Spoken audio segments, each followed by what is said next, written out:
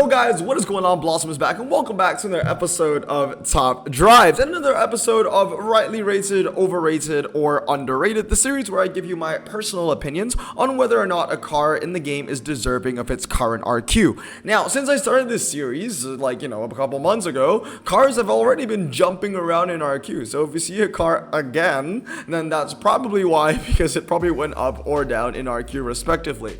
Now, the thing about RQ, the higher RQ ranks, 90 plus, is that if I was just going to do, because every episode I've done prior to this was just one RQ, went from 80 to 81, 82 to 83, I covered 2 RQs. But this time I'm going to make it a little bit bigger, because if I just covered 92 to 93, I feel like the sample size is just really small. So in today's episode, we're going to be covering 92, 93, and 94. So 3 RQs instead of the usual 2 RQs that we do in these kind of videos. Now, the first thing that I want to talk about is the massive disparity in slick tire cars for the higher RQ. The strange thing about RQ92 and 90, just 90 to 94 in general, there's this weird gap for slick tire cars that just doesn't make any sense. For example, a 93 3098, for example, in the Porsche RSR. But then you also have cars like the Viper GTSR, which is 3295. Now that is a massive difference, 3 handling and 0.2 seconds in the same RQ. It's reasons like this with the Viper and the RSR, which makes me make a series like this, because I don't understand how, if someone is putting these times by hand manually, or if it's a computer deciding the RQ, that they've came to the conclusion that, oh, the RSR and the Viper are the same RQ, or the Porsche RSR and the Nissan Nismo Z are only 1 RQ apart, when literally the difference is 0.3 seconds and 3 handling, and it just goes all over the place. And then this one is like 3197, this is 3098, this is 3295, all in the same RQ, and it just gets very complicated and discombobulated. And in recent episodes of RQ90 and 91, we've seen things. Well, you know what, instead of just talking about it, let me show you. Okay, so for example, in recent episodes we've talked about cars like the Ginetta G56 and the G55. Now these cars have base stats of 3095, which is actually an even better base stat than the Viper GTSR. It's the same base stat as the Bentley Continental GT3. It's a better base stat than the Audi A5 DTM. It's the same thing with the CCGT 3195, which is very, very similar, and that's an RQ89. So why is there such a big difference in terms of the stats when the RQs are like 89 and 90, and then jumps up to 92 and 93, and they're all around that range of 95 handling and 3 seconds 0 to 60s? I don't get it. So definitely something is wrong. So okay, let's play it this way. In the last episode, I said that the G55 was rightly rated. I don't think that it was too high, it was too low. I thought 3095 was the perfect benchmark to be an RQ90 or maybe even a 91. Even in the last episode, which was a month ago, the Ginetta G56 GT4 Super Cup was actually classified as an RQ91, and now it has gone down to a 90 with the stats of 3.196, which is very interesting because the Viper GTSR is still 93, but it's 3.295. So it really begs the question, should the Viper go down or should the Ginetta go up? Now I think that the Viper should go down. I don't think the Ginetta should go up. Like I said, this kind of range, I think that the G56 should go back up to 91, definitely not go down to 90. But the G55, yeah, at 90, it kind of makes sense, you know what I mean? But they do trade blows. So let's use this RQ90 G55 as a benchmark. Can these 93, 92, 90 plus cars beat the Ginetta G55 on a twisty track set? Well, the first one is the GTSR. The answer is absolutely not. Second is the Audi A5. The answer is absolutely not. The Zanavi, no. The 720S is capable of getting some wins over the G55, but it's not really convincing. It's not really too RQ worthy, you know what I mean? Yeah, it's like a 50-50. Then if anything, these two cars should be closer to each other. I think the 720S and the G56 are relatively close to each other, and both of these cars should be 91. I think that would just make a little bit more sense instead of this being a 92. These 3 definitely should not be a 92. And then you have other cars like 90, like the GTR GT500, for example, right? This one is also a 92, and yeah, there you go. It's just the best car here. So personally, I think that the cars like the Nissan GTR GT500 the Porsche RSR, the Renault RS01, the Audi R8 LMS. These are your true slick tire RQ93s and 92s. And the things like the Viper and the A5 and the Nissan Nismo Z, like these are all facades. And then we have the Bentley Continental GT3, which is the most competitive of the bunch, I guess. Like it trades blows with the G56 and the G55. So what is there to take away from this situation? Well, basically, I'm going to say that the A5, the Nismo, and my baby, the Viper GTSR, are all severely overrated. I think the Bentley Continental GT3 is slightly overrated. I don't think it's too much overrated. I think it should go down to 91, where it will be closer in range with, you know, the Ginettas. And I don't think the Ginetta should go up. Like I said, it's a question of either the Ginettas go up in RQ or these cars go down. I think that these cars should go down because you have cars like the RSR and also cars like the RS01, which are your, you know, the pure definition of what makes an RQ93, right? An RQ93 slick tire car. It's 3097 or 3098, kind of that range. So I think that these three slick tire cars are just completely overrated. I think the 720S and the GT3 are slightly overrated and they should go down to 91. I don't think they should be 92. The Lancia LC1 Spider is a very interesting case because it's a specialist car, and that's why it's not really in that comparison. It actually is very weak on most track sets amongst cars in its RQ neighborhood, but it's a specialist car. It's like a slick tire Donkavort or slick tire Caterham because it's so freaking light. It's really strong on like car park and G-force and slalom especially. So it's a very interesting place to put the LC1. Like, would you put it in rightly rated? Would you put it in slightly overrated? It's kind of in limbo. I think it's you can put it in both places, and I wouldn't be too mad about it. As long as you know where to use the LC1, then I think you'll be in a good place. And I don't think it's losing too far off the mark in places where it does lose, so not slalom and G-force and car park. So either rightly rated or slightly overrated. I think the LC1 would be in that situation. Now moving on to the rest of the slick tire cars that we talked about. Where were the other ones? Yeah, so the LMS GT3 I think is rightly rated. I think 3097 is going to be like kind of your benchmark for 93. It makes about a lot of sense because 3095 or 3195 is what you would expect from a 91 or a 90. So, you know, for 93, 3097, 3098, 3197 is kind of, you know, the RS01 kind of getting there. And then you have the cars like the GTR GT500, which in my opinion is underrated. I think this should go up to a 93. I don't think it should be a 92. It's 2997 and it's actually miles above the other cars. So let's go back to this comparison right here. And as you can see, now we'll look at the big boys, right? So we're going to put in the LMS, we're going to put in the RS01, we're going to put in the RSR, and then we're going to put in the GTR. And as you can see, the GTR is the best car there, but it's 92 compared to a bunch of 93s, and it doesn't make any sense. So I think it definitely should go up in RQ, maybe even back to 94 where it used to be. But then again, it begs the question, should it go up to 94? Because now let's look at a 94. Let's look at the Gumpert Intenza Emozione, which is a true 94, and it beats the GTR GT500 almost everywhere. So, you know, there are two questions. Either the Intenza goes up to 95, or the GTR goes up to 93, where it is a very strong 93, or it goes up to 94, where it's one of the weaker 94s. But it definitely shouldn't be 92. That is too low for the car. So moving back to it, where is the Apolla Intenza Emozione? Is it even here? Yeah, it's over here. So I'm going to put it in rightly rated for now. I might change my mind later, but as a 94, 2.6, I gotta say, is very good. As a ridiculously low 0 to 60. The thing about the Intenza Emozione is that the MRA is the only thing kind of bringing it down just a little bit, 95 MRA, because usually cars that are, you know, 93 plus in RQ are able of hitting, you know, 100, that territory, right? So I'll put it in rightly rated for now, but a part of me actually thinks that the Apolla Intenza Emozione should be moving up to underrated. So I will put this under review for the length of this video. But now we're going to move away from the slick tire comparison, and we're going to talk about the four-wheel drive comparison.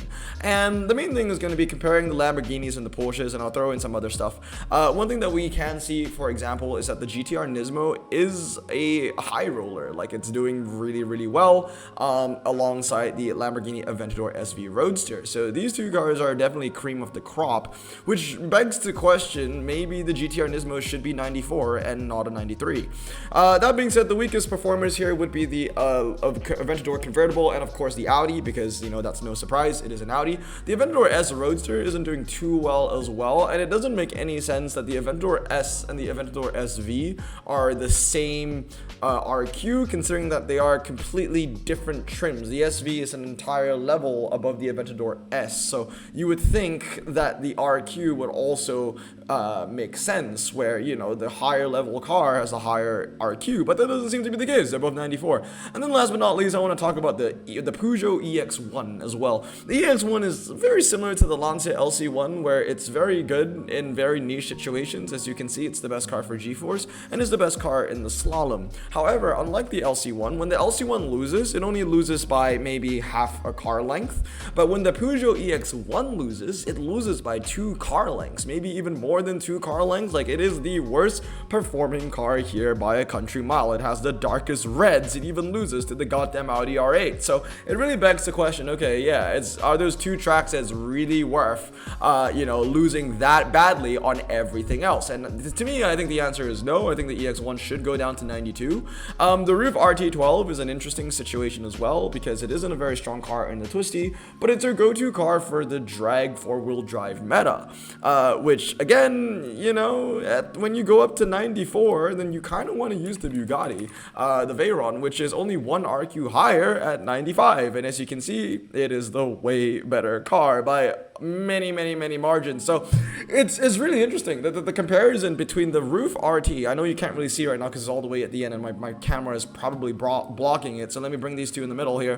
The Veyron and the Roof, you know what I mean? Like, these two, 1 RQ apart. Look at the drag times. If the Roof RT12 is only supposed to be known for its drag times and superior drag times, and if I take away the Bugatti times, and you can see it really is only known for its drag times, then in the 4-wheel drive meta, then, you know, the Veyron is just way better. For 1 RQ more, the difference is incredible. It's literally like 5 car lengths. It's entire seconds, 2 seconds even in some cases. When you go to the drags, it's 9.95 to 9.38. It's 14.76 to 15.66. These are massive differences. So I think that the Roof RT12, although I understand it is a great 4-wheel drive dragster, it's way too close to the Bugatti. And I think that, you know, people would just go 1 RQ more and just use the Bugatti. So I think that the Roof RT12 is slightly overrated. If it went down to 93, I think it'd be a better place over there. The Florio is a very similar question. I also think that it's overrated. It should go down to probably a 91 or maybe even a 90, because it basically just is a weaker version of the RT12. The Audi R8 V10 is severely overrated. I think it should go down to probably a 90, even maybe an 89. It's just not, it's a very underwhelming car. The only saving grace about the V10 is that I see people say, oh, at least it's got better MRI than the Lamborghinis and the Porsches. Yes, it has better MRI than the Lamborghinis and the Porsches, but it doesn't have better MRI than the Roofs. The Roofs are still going to beat it. So, like, you know, it's in that situation where it just can't win anything, which is literally the definition of Audi and top drives. It's just in the middle of everything, and it can't win anything at all. The Aventador SV Roadster is rightly rated, I think, and I think the best performing ones, as we can see over here, would be the Aventador Roadster. Let's take away this Veyron again, because it's taking away all the green times. This, the GTR, and the Huracan. So we'll go back to our times over here and look for those cars. So the Huracan Performante is in a pretty good place, and the last one is the GTR Nismo, which is in a pretty good place as well. If anything, I think the GTR Nismo is underrated and should go up to 94, so that it will be in line with the Huracan Performante and the Aventador SV Roadster. Moving on now, the Huracan Coupe I think is in a decent place. We need to remember that although it didn't have any bright greens in the comparison, it also is 1 RQ lower compared to the cars that actually had the bright greens, which are the 94s. So I think the Huracan Coupe is in a pretty decent place. I wouldn't put it anywhere else. The Aventador definitely is slightly overrated. I think it should go down to 93, and I think it'll be a pretty decent 93, or maybe just slightly more attractive, I guess. The Porsche 911 Turbo S as well, I would say is actually rightly rated. For a 92, it is very competitive against the Lamborghinis. It doesn't have any MRA, that's fair. Don't put it on a drag, just put it in twisty situations. As a 92, I think it's in a good place, so I think that's going to be rightly rated in my opinion. Now, any more 4-wheel drives that I'm missing out over here? The 911 Turbo S, okay, we'll look back at this because I know I have it in the times as well. As you can see over here, for a 93, I mean, it is beating the Porsche, the 911 Turbo S in basically every place, which is pretty nice, as it should be doing so. So personally, yes, I think that, okay, let's take away the 94s and let's see how it fares battles, I guess. We'll take away the pseudo 94, which is the GTR. And yeah, as you can see, then and we'll take away this one too. Then as you can see, the best options will actually be the Aventador S Roadster. So there you go. And honestly, quite sad stuff coming from the 911 Turbo. I expected it to take more wins, but it doesn't seem so. Let's see how far down the pecking order it is. Yeah, so it's trading blows with the Aventador now. The Huracan is strong on the drags. The Aventador Roadster is still very weak. We'll get to that in a bit. And the Aventador J is pretty decent in place as well. The 911 Turbo S, not looking too good for a 93, I would say. But it is a very, very, very low 93. I'm still going to put it in rightly rated because it seemed that even when we took away all of the 94s, it didn't win much, but it didn't lose much. Like it was a lot of greens. It was like second place in a lot of places. So you know what? I'll let it slide. Other cars that we needed to talk about were the rest of the Lamborghinis. So where are they? The Aventador Coupe, I think, is overrated, and of course the Aventador Roadster is also overrated. That was a big disappointment. The Aventador J was in a pretty decent place, so I'll put it in the rightly rated spot as well. Let me give him one more check for that Aventador. Just want to make sure. Oh no, the Aventador. Okay, so that was the wrong one I was thinking of. So that one's gonna be rightly rated, and the Aventador S is the one that's going down the Roadster as well. So these Roadsters are definitely not doing too good. Should go down 93. Aventador Roadster maybe down to 91 as well. Pretty interesting though that it actually performs as badly as it does, as you saw in the comparison, compared to other Lamborghinis that are very similar to it. The EX1 again is overrated. I don't think that, just being the best in 2 track sets and being completely terrible in all the other track sets justifies a 93. When you are a 93, you do kind of get that expectation where you should be able to cover all grounds. That's why you are a 90 plus rated car. EX1 just not quite there yet. Now moving on to some of the more specialist cars, and I have another comparison for this one as well. I believe it's this one over here. Yeah, so the other specialist cars would be cars like the Donkavort and the Ariel Atom. Now the Ariel Atom, again, I don't highly rate the Ariel Atom. I'm gonna be completely honest with you. The Ariel Atom is one of those really interesting cars where you're only going to get a lot of value out of it if you can max the handling, like the Caterham Levante, for example. But if you can max out the handling, then it is very, very, very useful. If you cannot max out the handling, then it's going to be like 94 handling, which isn't very strong. But if you can max it out, as you can see, it is a very potent car. The Donkavort D8 GTO as well, being a 92, I think it's in a good place, because if I were to take away the Ariel Atom, then the Donkavort is the best specialist twisty car over here, even beating some of these weaker slick tire cars. But of course, once I put in the big boys like the GTR in play, then the Donkavort isn't winning anything anymore. But at least the Atom is able to trade blows with the GTR. Another specialist car that I really wanted to talk about was this, the Rezvani Beast X. Now the Rezvani Beast X, I think a lot of people can agree that it's a dragster.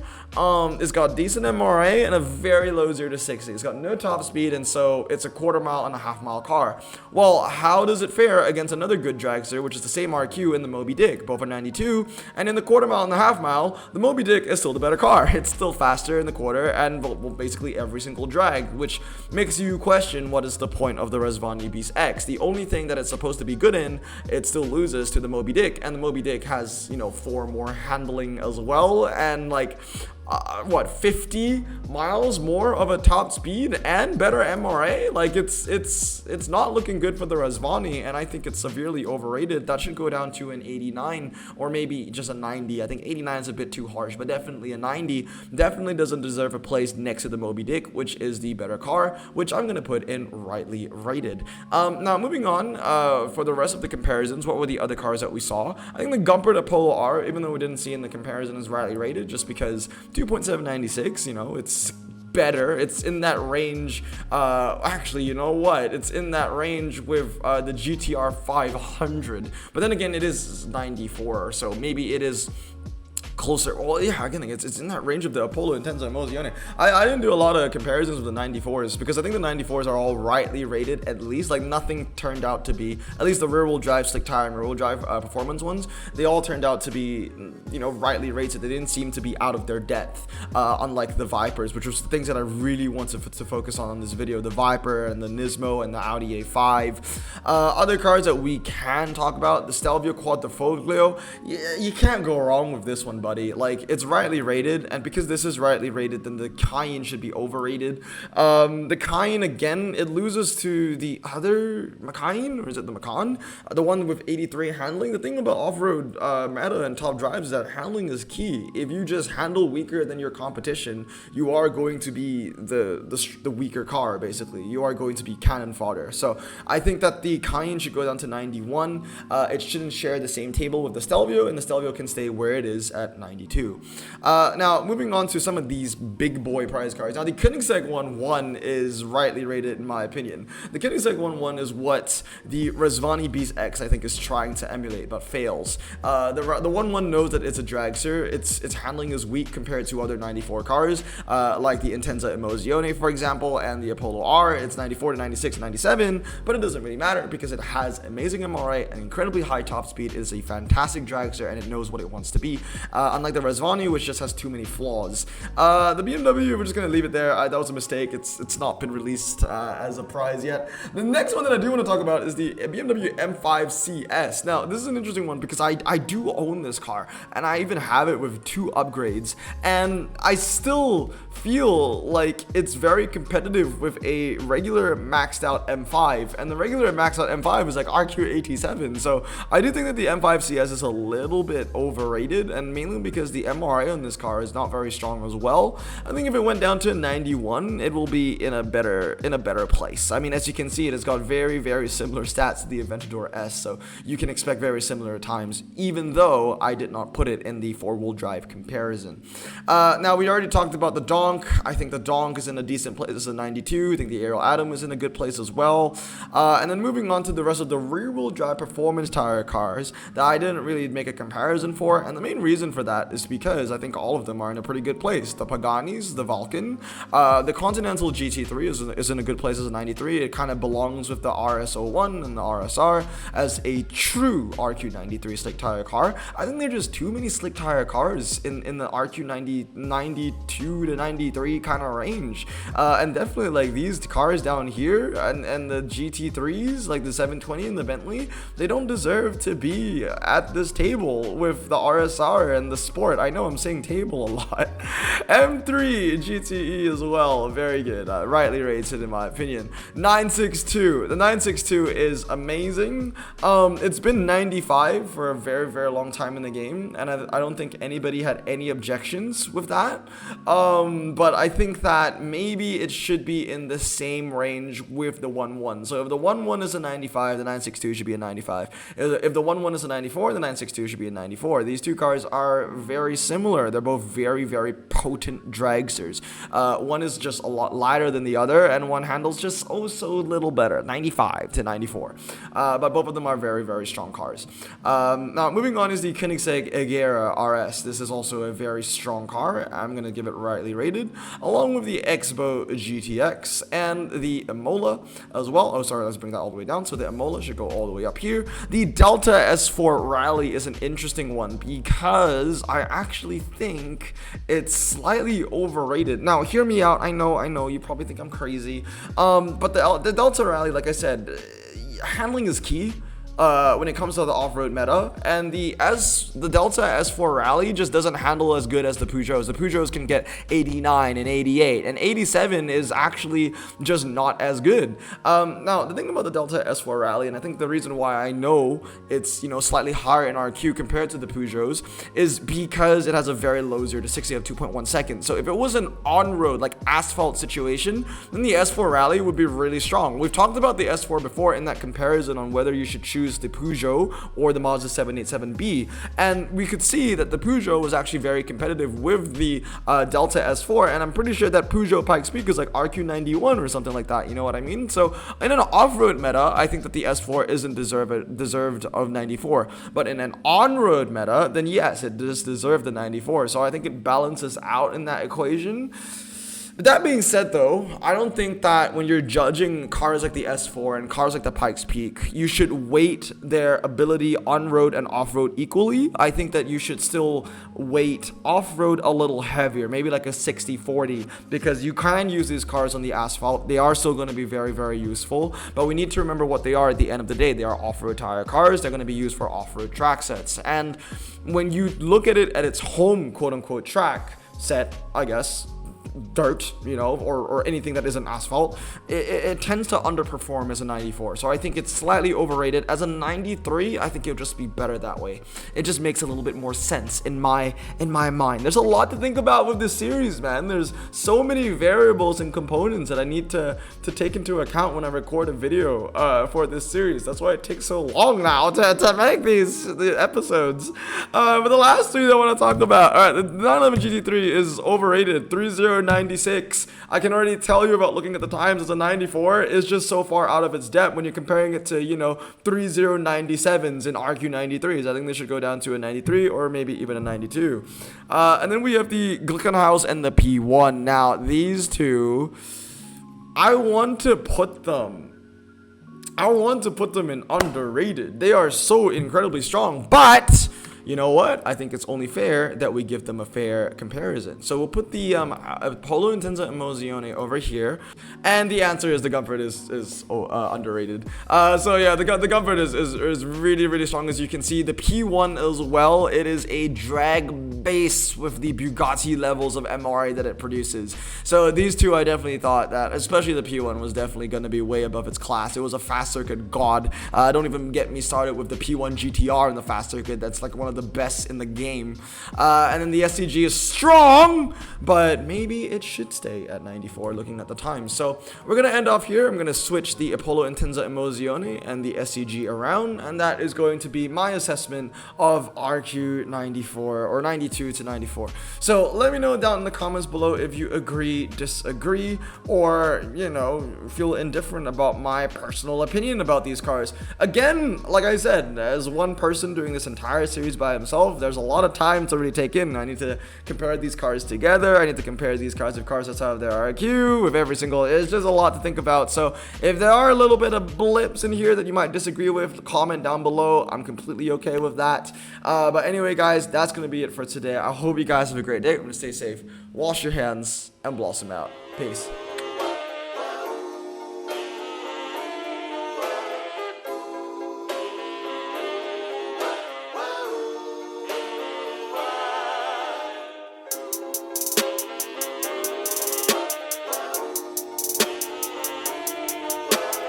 Bro, this song just makes me so happy. Me too. Imagine being Asian in the 50s, looking nifty, leather jacket, looking sleek, look like Presley, look so deadly. Got a jukebox back at home, feeling jazzy, turn it on and play it slow, like the movies with the ladies. They so fine. Imagine being Asian in the 50s, looking nifty, leather jacket, looking sleek, look like Presley, look so deadly. Got a jukebox back at home, feeling jazzy, turn it on and play it slow, like the movies with the ladies. They so fine. Sit back, relax in my Bonneville.